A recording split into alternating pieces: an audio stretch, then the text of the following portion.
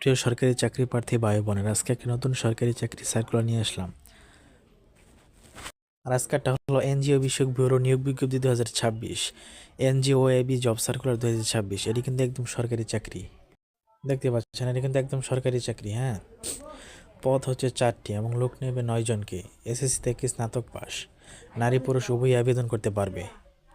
বয়স 18 থেকে 32। অনলাইনে ওয়েবসাইটে ঢুকে কিন্তু আবেদন করতে হবে টেলিটক সিমের মাধ্যমে। আবেদন শুরু 19 জানুয়ারি 2026 এবং শেষ হবে 8 ফেব্রুয়ারি 2026 বিকাল 5 ঘটিকায়।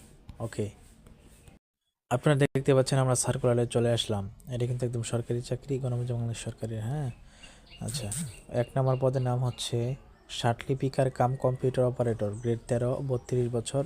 পদ নেবে 2টি। কোনো স্বীকৃত বিশ্ববিদ্যালয় হতে পারে 2য় শ্রেণী বা সমমানের সিজিপিএতে স্নাতক বা সমমানের ডিগ্রি। কম্পিউটার যেন আবশ্যক এবং সকল জেলার প্রার্থীরা কিন্তু আবেদন করতে পারবেন। 2 নম্বর হচ্ছে ড্রাইভার।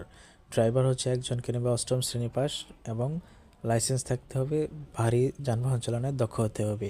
3 নম্বর অফিস সহকারী কাম কম্পিউটার মুদ্রাক্ষরিক, 3জনকে নেওয়া হবে। কোনো স্বীকৃত বোর্ড হইতে 2য় বিভাগ বা সমমানের জিপিএতে উচ্চ মাধ্যমিক মানে এইচএসসি পাস এবং কম্পিউটারের জন্য থাকতে হবে। অফিস সহ গ্রেড 20, 3জনকে নেওয়া হবে। কোনো স্বীকৃত বোর্ড হইতে মাধ্যমিক স্কুল সার্টিফিকেট হতে হবে এবং কোনো অভিজ্ঞতার প্রয়োজন নেই। অনলাইনে আবেদনপত্র পূরণের নিয়মাবলী এবং শর্তাবলী। কীভাবে আবেদনপত্র নিয়মাবলী করবেন আমি দিয়ে দিচ্ছি, আপনারা পড়ে নিন। এরপর আমি একটু একটু আপনাদেরকে বলে দিচ্ছি।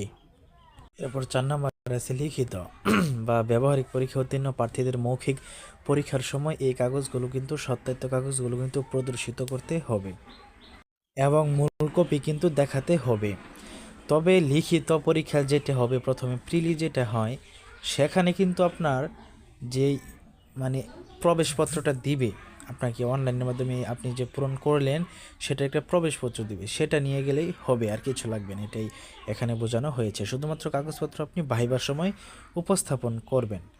আচ্ছা, এরপরে আরও কাগজপত্র এখানে লাগবে দেখা যাচ্ছে। প্রথম নাগরিক সনদপত্র ইউনিয়ন পরিষদে পেয়ে যাবেন, ঠিক আছে, নাগরিক সনদপত্র।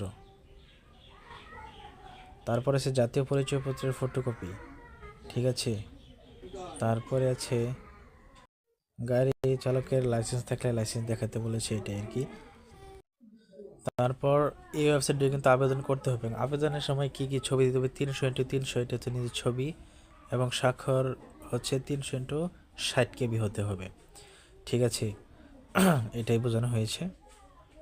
এবং আপনার 1 থেকে 3 পর্যন্ত যেই এটা আছে সেটাতে আবেদন করতে 112 টাকা লাগবে টেলিটক সিমের মাধ্যমে, এবং 4 নম্বর যেটা আছে সেটাকে 56 টাকা লাগবে।